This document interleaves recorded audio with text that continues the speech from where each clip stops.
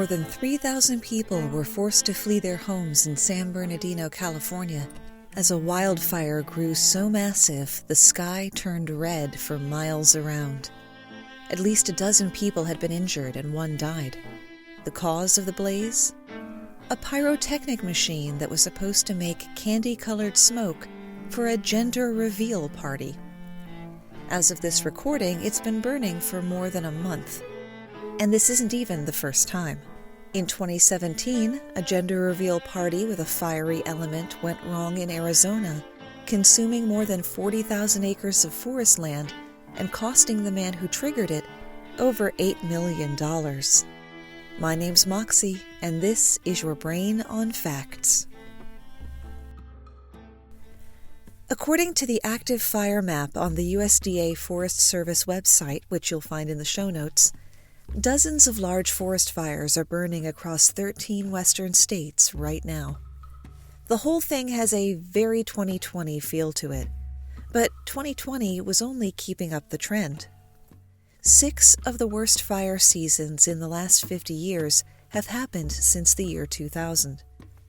Though 2015 was the worst year on record in America so far, wildfire season in general is only getting worse in terms of both numbers of fires and in acres burned.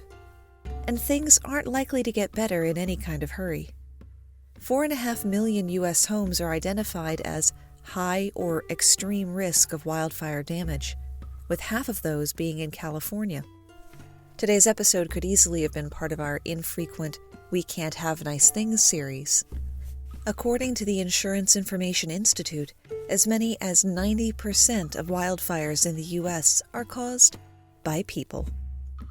Debris burning kindles the most human-made fires, followed by arson, equipment use, which includes power lines and substations, which burn more acres than any other cause in California in 2015, and was the source of the fires that devastated wine country and killed 10 people in 2017, followed by campfires and kids playing with fireworks or matches. The remaining 10% is started by lightning and... can you guess? I'll give you a few seconds to guess. The remaining wildfire cause? Lava. Did you get it? On your honor. Shout out on the social media, Facebook and Instagram, Your Brain on Facts, and Twitter at Brain on Facts Pod, if you did, and I'll send you some stickers. A seasonal firefighter from Arizona pled guilty to starting the Rodeo Chadiski fire in 2002. He confessed that he had ignited these so-called wildfires in hopes that the Federal Bureau of Indian Affairs would hire him for their quick response fire crew. The fire began as 2 different sets of wildfires, hence the hyphenated name, in different locations. However, dry vegetation and high wind caused the fires to combine to disastrous consequences. In the end, it took almost a month to get it under control, and it damaged more than 469,000 acres of forest land. Since the damaged area was so vast, restoration would not come cheap. More on the actual quantified cost later. Ecosystem resources were destroyed and the water cycle in the area severely disrupted. To try to make amends, the government had to drop more than 20,000 tons of grass seed, winter wheat, and other seedlings on the region. The intent was to speed up the regrowth of vegetation in the area. The Cedar Fire in San Diego County, California, burned over 250,000 acres, or about 1,200 kilometers square, of land during October and November of 2003. Investigators determined the fire was started by Sergio Martinez, a novice hunter who had been out on his own and became lost. Martinez initially told investigators he'd fired a shot from his rifle to try to draw attention, and that shot had caused the fire. But he later recanted and admitted he started the fire intentionally as a signal to rescuers.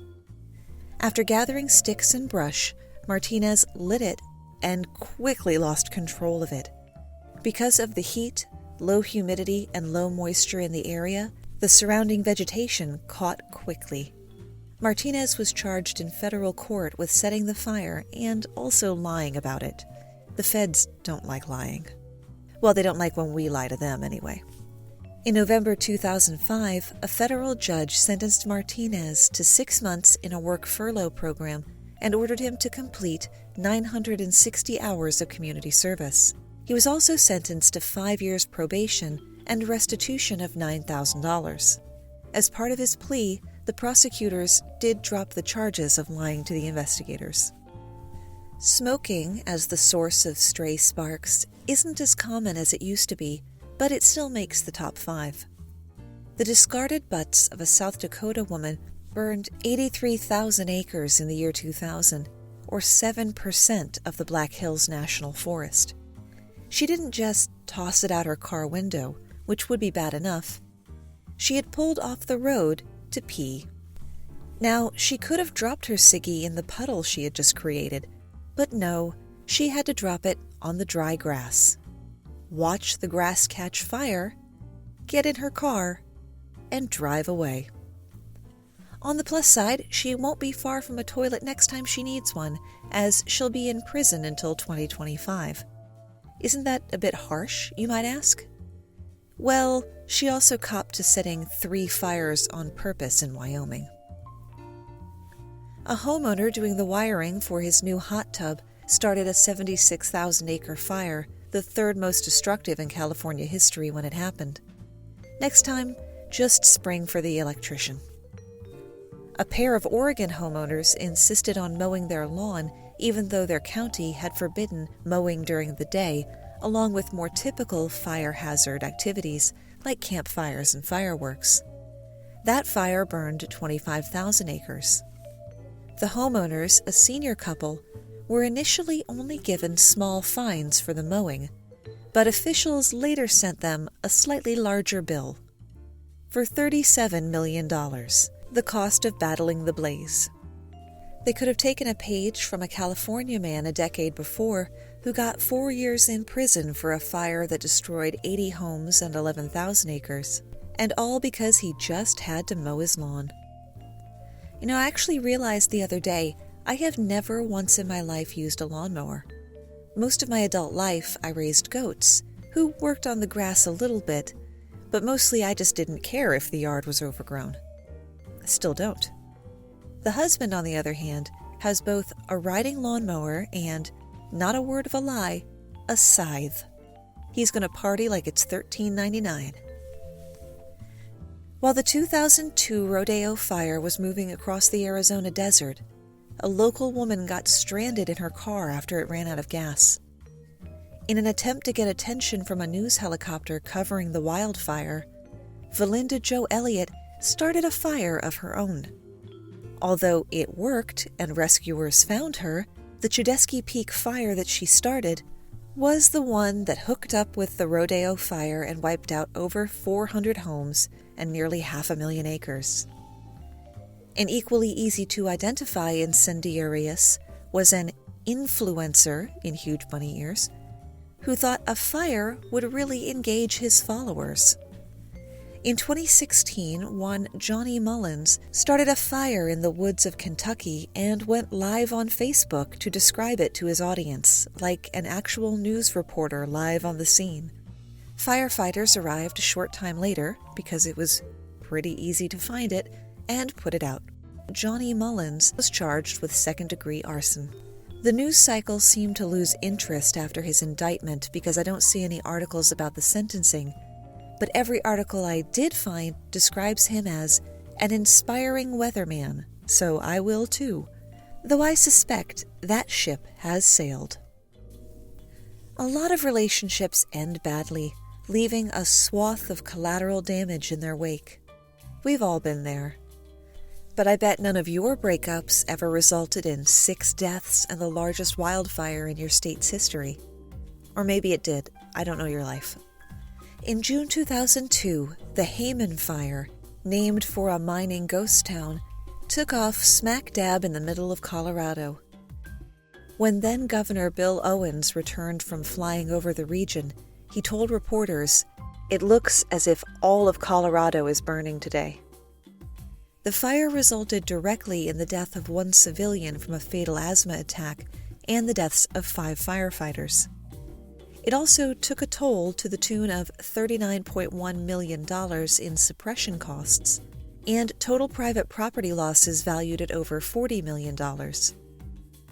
While the fire burned, record amounts of particulate matter could be measured in the air, and after the fire was all done and dusted, the area was now highly susceptible to flooding, which washed out many roads and bridges, including State Highway 67. Oh, and the floods washed so much sediment into the reservoir that provides drinking water for Denver that it cost another $25 million to remove it. And of course, tourism in the national and state parks dropped precipitously, costing the region even more money. Local businesses were estimated to have lost 50% of their seasonal revenue. So who was the ignorant, arrogant, or malicious miscreant behind it all? Of all people, a forestry technician with the U.S. Forest Service is the one to blame. Terry Barton ignored a total burn ban and set a fire in a campfire ring. Well, the devil's advocate would say, she must have had some legitimate reason. Well, to her, maybe. Barton told federal investigators that she was attempting to burn a letter from her estranged husband. Her own teenage daughters testified that Barton was actually burning a letter in which she had written out all of her feelings about her collapsed marriage. Local residents weren't convinced. Some accused her of starting the fire in Colorado so that she could stay closer to home to be with her children during the summer, rather than being called away to fight fires in California or Arizona. And that sort of thing isn't a completely blue-sky left-field idea. In 2002, seasonal firefighter Leonard Gregg started a brush fire on the Fort Apache Indian Reservation in hopes that the wildfire would help him land a full-time job on the quick response team. I'm not sure what phase 2 of the plan was, but what Leonard got was arrested and sentenced to 10 years in prison. Now, investigators also speculated that Barton had started the fire so that she could be a hero for putting it out. That old chestnut. Regardless of why the Hayman fire started, it spread quickly across 4 counties. Colorado counties are pretty big. The fire damaged over 138,000 acres, or for those in the home counties, over 560 square kilometers. A federal grand jury indicted Barton on 4 felony counts of arson, and she pled guilty to setting fire to federal forest land and lying to investigators. The judge sentenced her to 6 years in federal prison, but declined to impose the $14 million restitution the prosecution was asking for. In state court, Barton was sentenced to 12 years in prison to run concurrently with the federal sentence, but the state sentence was overturned on appeal. The appellate court declared the presiding judge had the appearance of prejudice because he'd left his home for a single night due to the smoke from the Hayman fire.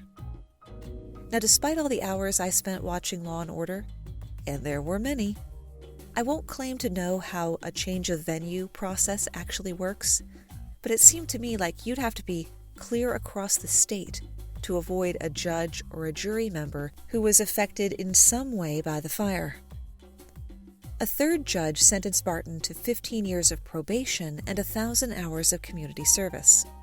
Several insurance companies filed a $7 million lawsuit against the government in the fall of 2008, claiming that Barton was negligent in her duties as a Forest Service employee. The judge in that case ruled that the government was not responsible for Barton's actions because she was not acting as a government worker, she was acting as an angry spouse. Somewhere in the course of these many court appearances, the $14 million restitution was ordered, which Barton is paying off with monthly payments of $150.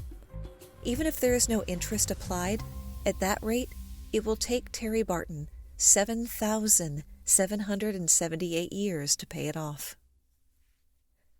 Even though only a portion of the money spent to control these mammoth fires could ever be recovered, restitution orders have become more common over the recent years. A teenager in Oregon setting off firecrackers accidentally started a wildfire so large that ash fell near the Canadian border. The fire took more than 3 months to contain and at one point trapped hundreds of hikers, though thankfully they were all rescued with no casualties. The judge in that case seemed ready to slap the 15-year-old with a $40 million bill for restitution, but admitted that might not be a practical solution. So instead, sentenced him to 1,900 hours of community service, 5 years probation, and he could start making payments toward restitution after 10 years, giving him at least a little time to get set up in his adult life before he starts making payments that will never end. The Wallow Fire, named for the Bear Wallow Wilderness area where it started, burned 840 square miles across Arizona and New Mexico. Adult cousins Caleb and David Malbouf pled guilty to charges that they accidentally started the Wallow Fire in the summer of 2011 when they left their campsite with the fire still smoldering. For starting the largest wildfire in Arizona's history, the judge ordered them to pay $3.7 million in restitution at $500 a month, which will be distributed first to people who lost their homes and didn't have homeowners insurance. Join me in my weary, unsurprised anger that the court's distribution schedule for the restitution doesn't include any restitution for the San Carlos or White Mountain Apache tribes. Forest fires come at a high price for everyone, in financial cost, lost property, and lost lives. The Esperanza Fire cost one more life than most. The fire was deliberately set by a man named Raymond Lee Oyler, a fitting name for a serial killer, and was spread by his unwitting accomplice, the Santa Ana winds. The fire was started on October 26, 2006, and burned an estimated 40,000 acres, or 163 square kilometers, west of Palm Springs, California, in just 3 days. There were reports that the smoke from the fire could be smelled as far away as San Diego. The fire damaged State Route 243 and destroyed dozens of buildings, including an historic building called the Octagon House that 5 firefighters died trying to protect. The firefighters were overwhelmed when the winds shifted and blew the fire toward them. To give you a sense of how quickly the tides can turn, 2 of the firefighters died next to their fire truck, not having enough time to get inside between reaching it and succumbing. Governor Schwarzenegger declared a state of emergency in Riverside County and ordered flags at the California Capitol to be flown at half-staff. Several government and private agencies, everyone from a logging magnate to the Payo-Cowichum tribe, donated to the over $500,000 reward for information leading to the arrest and conviction of the arsonist. Less than a week later, the sheriff's homicide unit arrested Raymond Oyler for setting 2 wildfires that summer. According to prosecutor Michael Hestron, inside his car, authorities found a wig, latex gloves, cigarettes, black spray paint, and a partially burned slingshot that was used to launch incendiary devices into the brush. His DNA was found on 2 cigarette butts used in other nearby wildfires. Oyler's girlfriend told police that he had bragged about setting fires and had complained they weren't big enough. She threatened to leave him if he didn't stop, so he quit for 6 months. Oyler was charged with almost 24 counts of arson and 17 counts of setting fires with an incendiary device. Each individual fire was relatively small, but strong wind and dry underbrush helped them combine together like a criminally lethal Voltron. The jury found Oyler guilty of 42 of 45 counts against him, including 5 counts of first-degree murder, 20 counts of arson, and 17 counts of using an incendiary device. As of this report, Euler is still sitting on California's death row. We've got a good handle on the what, so let's look at the why. Why are we having more and more wildfires? In addition to climate change, wherein rising temperatures means winter snow melts up to a month earlier and summer droughts are longer and more severe, the reason wildfires are getting harder to fight is because we fought too many wildfires. To help that make sense, we need to journey back to 1910 and a fire so large it's called the Big Burn. The name didn't need to be any more specific. No other fire in living memory could come close. It burned 3 million acres. That's like the better part of the state of Connecticut or slightly more than the country of Kosovo, reduced to cinder and ash. And it killed enough timber to fill a freight train 2,400 miles or 3,800 kilometers long. 1910 was the driest year anyone could remember. It hardly seemed to rain at all that spring. Small fires were bursting to life all over, thanks to homesteading, logging, camping, a particularly bad night of dry lightning, that's lightning strikes without rain clouds, and the single biggest contributor, the railroad. Embers carried on the smoke from trains is estimated to have started over 100 fires that year alone. Those small fires began joining together and gaining strength. By the third week of August, the fire raged across 3 million acres of virgin timberland in northern Idaho and western Montana.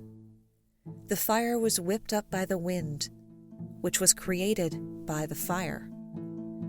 When the hot air rises away from the flames, it creates a low-pressure vacuum near the ground that the surrounding air rushes in to fill, creating wind. Wildfires can even make their own lightning under the right circumstances. The fire was able to ride that wind across half-mile or 800-meter canyons. The winds reached hurricane force, blowing full-grown trees over like dominoes. The trees still standing in the inferno were prone to exploding as the water inside them boiled and built up steam pressure before the outside had burnt through to release it. The smoke blacked out the sun as far north as Saskatoon, as far south as Denver, and was even noticeable in New York State. The entire town of Wallace, Idaho was burned to the ground. Before the fire reached it, the women, children, and elderly or infirm were evacuated by train, while all able-bodied men were ordered to help fight the fire. 86 people, most of them firefighters, died in the Big Burn. One firefighter who survived was Ranger Ed Pulaski. He and his men hid in an old mine shaft, covered with wet blankets, when the fire cut off all other escape. I say he and his men, but it was really only about a quarter of the men who had set out that day. We know his name today largely because he campaigned for a monument to the fallen fighters of the Big Burn and for the Pulaski firefighting tool.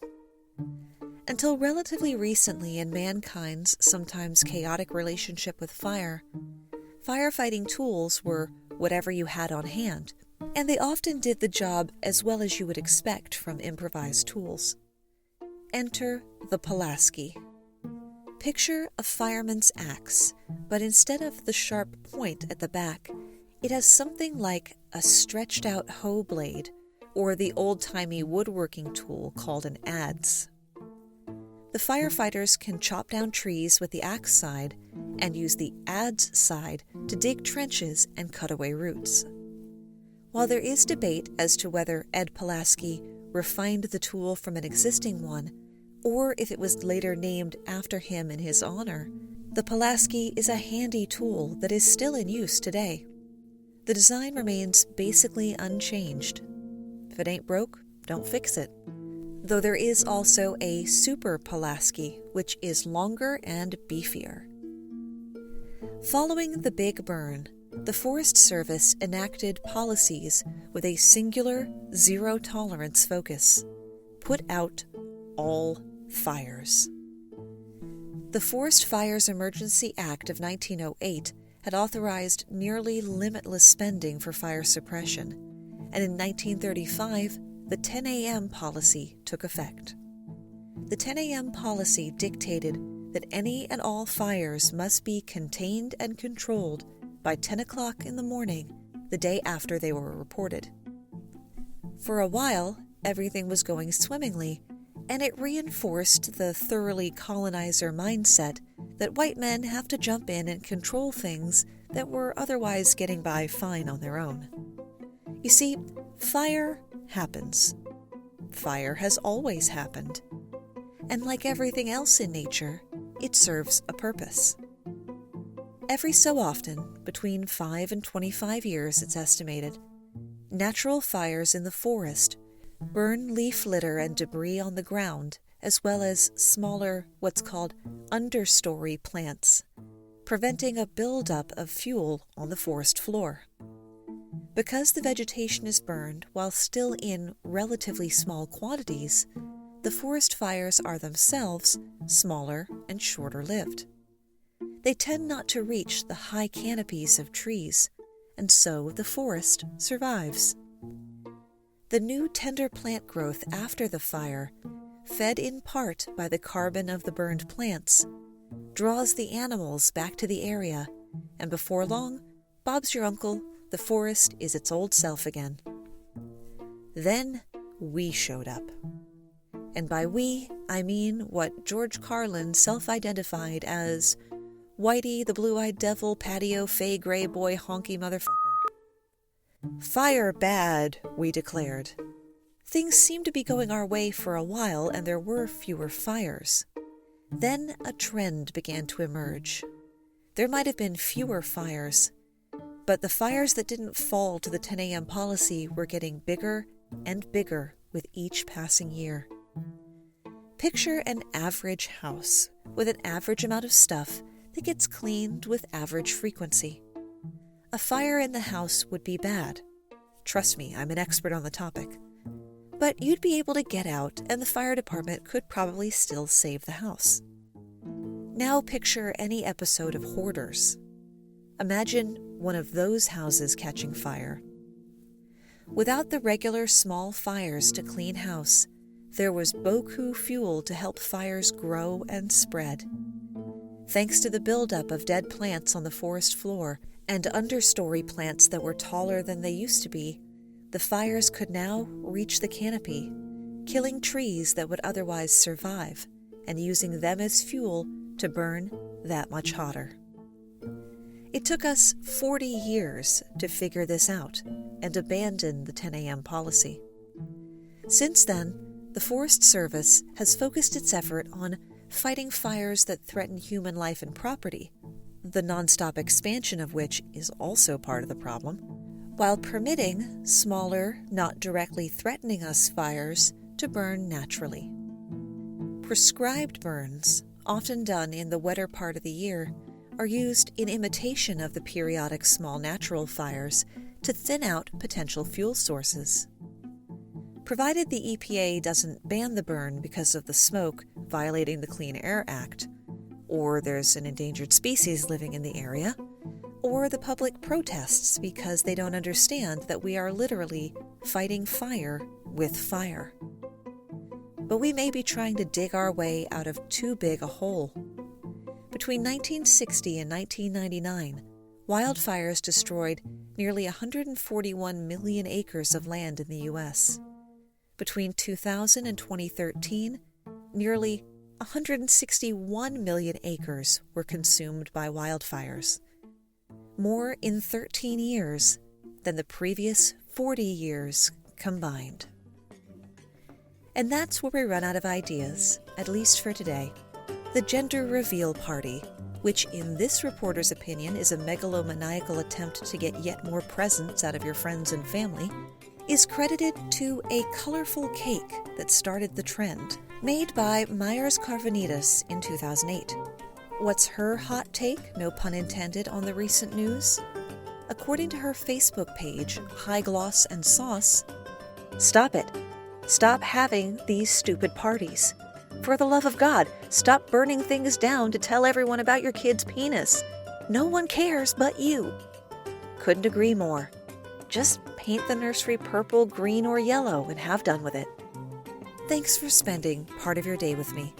And thanks for waiting out that 6 weeks of reruns. And stay safe.